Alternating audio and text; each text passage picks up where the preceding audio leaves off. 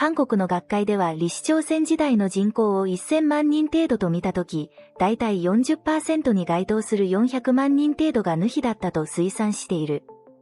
統一新羅時代の695年、西原京、現在のチョンジュ付近の4つの村落を調査した文書では、460人の人口のうち28人がヌヒとしたという記録が残っている。比率としては 6% 余りになる。朝鮮を開国する直前の1391年、李成桂が受け取った風土でも同様の記録が見られる。そこに住む162人のうちヌヒは約 4.3% の7人に過ぎなかった。これが100年後には人口の 40% にも膨れ上がる。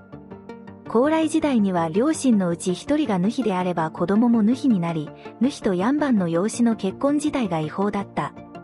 ヌヒのみの相続であったため、大幅に増加することはなかった。日本では律令制度の終焉によりヌヒ制度は廃止となっています。時期としては10世紀初頭となります。李氏朝鮮時代になってから高麗時代の制度は徐々に緩んでいき、ヤンバンとしてはヌヒ同士を結婚させるのではなくヌヒと養子を結婚させた方がヌヒを増やすことができるとして、積極的に養子とヌヒの婚姻を進めた。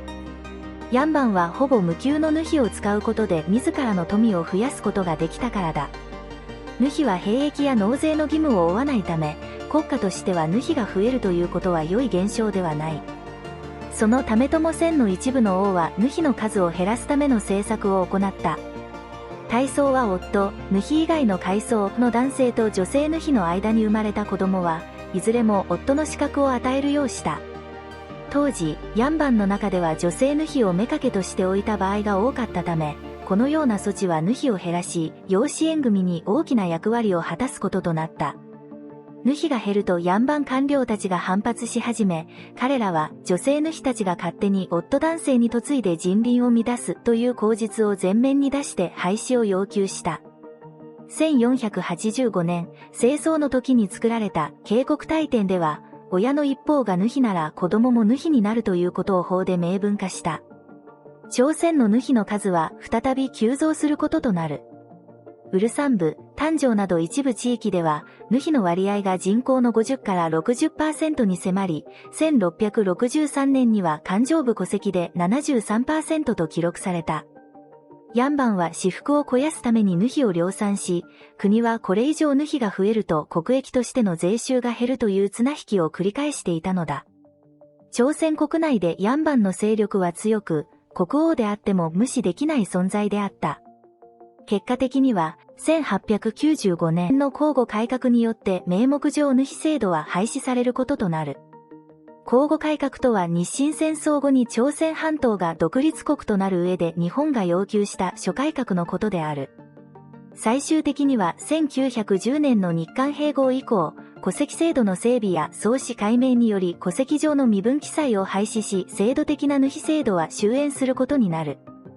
日本統治による近代化により、朝鮮半島に有史以来2000年続いたヌヒ制度は終焉し、40% ものヌヒが解放されることとなる。